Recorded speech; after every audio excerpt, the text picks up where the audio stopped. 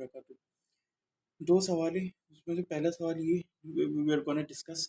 پہلا یہ کہ ایک اعتراض آتا ہے کہ بھئی ہم ڈائریکٹ قرآن و حدیث کو فالو کیوں نہ کریں، اور شروع کے 300 سال میں بھی تو ایسے ہی چلتا تھا، 400 سال میں ہر کوئی قرآن حدیث کی خود جو ہے وہ پیروی کرتا تھا، اتباع کرتا تھا، اور اماموں کو فالو نہیں کیا جاتا تھا یا کسی بھی امام کو۔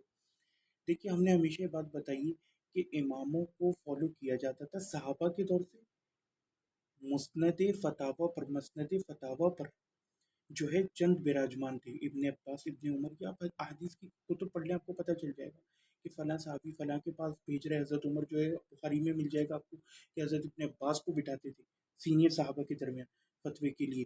تو یہ چیز بہت کامن ہے۔ اب رہ گئی بات، کیونکہ یہ صرف ان لوگوں کے لیے جنہوں نے تناسب کی پہلے کی شروع کی 10 ویڈیوز دیکھی ہوئی ہیں، 10-15، اور جن کا مطالعہ تھوڑا کثیر المطالعہ ہے۔ کیونکہ اگر آپ کثیر المطالعہ نہیں ہو تو کوئی فائدہ نہیں، نہ ہمیں کوئی چیز آپ کو ثابت کرنی ہے نہ کچھ۔ جو کثیر المطالعہ شخصوں کو ان چیزوں کو سمجھ جائے گا، اسے ریفرنسز بھی سارے معلوم ہیں، یہ اتنی کامن چیزیں، لیکن you just gotta look at them with a specific نظر۔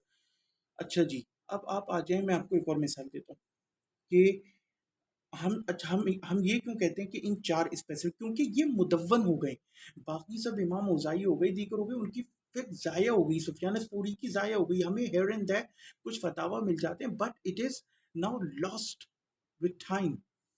یہ مدون ہے، چونکہ اس کے اصول پتہ ہیں ہمیں۔ عصر تابعین میں آ جائیں، امام زہری، امام مالک، یہ مسند فتاوی پر بیٹھے ہوتے تھے۔ ابن عطا، ابن ابی ربا، ابن جریج، مصنف عبدالرزاق دیکھیں، ایک کے بعد ایک فتوی، حدیث سنا دی تب بھی فتویٰ مانگ رہے۔ اب آپ جیسے لوگ تو کہیں گے کہ کیا کہتے ہیں، کیوں فتویٰ؟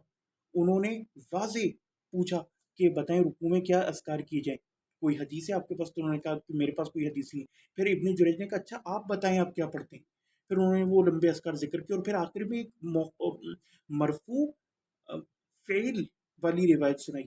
فعل سے مراد یہ فعلی روایت کہ یہ رسول اللہ کا فعل ہے، کہ ابن ملیکہ عن عائشہ کی سند سے، عطا عن ملیکہ عن عائشہ کی سند سے سنائی کہ اما عائشہ کہتی ہیں کہ رسول اللہ رات کو سبحانک اللہم و بحمدک لا الہ الا انت یہ پڑھتے تھے، اس طرح کے اذکار۔ اب سوال یہ پیدا ہوتا ہے کہ جب نے ابن جریج نے آ کے پوچھا کہ آپ کو رکوع سجود کے حوالے سے کوئی اذکار معلوم ہے، تو انہوں نے کیوں انکار کیا؟ کیونکہ وہ سمجھتے تھے کہ فعل نبی صلی اللہ علیہ وسلم جو ہے وہ قول نبی کے برابر نہیں ہے، اور قول حکم کا درجہ رکھتا ہے، تو یہ رسول اللہ کا فعل کوئی کر لے نہ کر لے، اس کو انہوں نے ڈائریکٹ سنت کی کیٹیگری میں نہیں ڈالا۔ آپ جیسے جذباتی لوگ اب ذرا موازنہ بھی کیجئے، اور پھر آگے سے وہ پوچھ رہے ہیں کہ اچھا آپ بتائیں کتنی جگہوں پہ حدیث ابو داؤد کو لے لیں، جن کی اپنی سنن ابو داؤد تھے، وہ امام احمد سے فتاوی پوچھ رہے ہیں۔ اب آپ جیسے جو ہیں وہ جاہل لوگ کہیں گے کہ کیا کہتے ہیں وہ ان کی یہ ہے، وہ بھائی وہ فتوے لیتے ہیں۔ 741 حدیث نمبر آپ جا کے دیکھیے، کیونکہ فتاوی میں پوچھ چکے تھے امام احمد بن حنبل سے، مسائل احمد لبن ابی داؤد کے نام سے کتابیں پوری، اور معروف ہے محدثین کے نزدیک۔ تو اس میں پوچھتے ہیں کہ وہ کہتے ہیں کہ میں نے امام احمد کو یہ بھی سنا، میں نے امام احمد سے جب 2 رکعتوں کے بعد کھڑے ہو کے رفع الیدین کا پوچھا تو انہوں نے کہا کہ میں اس کو نہیں کرتا۔ پھر وہ اسی موقف کو ڈیفینڈ کر رہے ہیں حدیث نمبر 740 اور 741 کے اندر اپنی سنن ابی داؤد میں۔ یعنی کہ فتاوی کی اہمیت ہے نا، آپ دیکھیے وہاں صرف فتاوی، کیا ابن قاسم نے بیٹھ کے موطا نہیں لکھی اور سحنون اور دیگر لوگوں نے؟ لیکن مدونہ میں وہ ڈائریکٹ صرف فتویٰ پوچھ رہے امام مالک سے، یہ کیا، آگے سے یہ نہیں کہ حدیثیں سنانے لگی۔ اور امام ابو داؤد اگر حدیث کوئی سناتے بھی ہیں، جیسے انہوں نے کہا کہ میں تو اس طرح کرتا ہوں کہ میں رکوع سے کھڑے ہونے کے بعد، تو امام احمد نے کہا کہ یہ صرف امام کے لیے۔ اب انہوں نے کیسی اسپیسیفکیشن حدیث میں نکال دی، جبکہ حدیث میں کیا ہے، یعنی کہ امام اختیار استعمال کرتے ہوئے پتہ ہوتا ہے۔ اب آپ کو کہ نا حدیث میں آئے کہ رسول اللہ نے کھڑے ہو کے پڑھا، بھائی یہ پڑھا ہے، لیکن یہ امام کے لیے، مقتدی کے لیے نہیں، مقتدی سے ربنا والکلام پڑھے گا حملی فقہ کے مطابق۔ تو آپ کو یہ سارے اختیارات دیکھنے ہیں، آپ کھڑے ہو کے بات کرنے لوگے کہ حدیث میں آئے، جبکہ آگے سے امام ابو داؤد نے سوال بھی کیا کہ اگر امام بہت لمبا کھڑا ہو جائے اب کیا کروں؟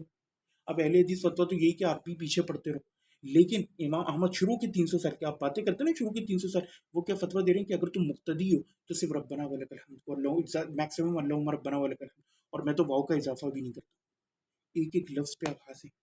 آپ لوگ یہاں بیٹھ کے باتیں کر رہے ہیں کہ ہمیں بخاری میں واو مل گیا، یہ مل گیا، وہ مل گیا، ربنا ولک الحمد کے درمیان یا ربنا لک الحمد کے درمیان۔ فقط سے ایک مطالعہ کیجئے۔ وآخر دعوانا الحمدللہ رب العالمین۔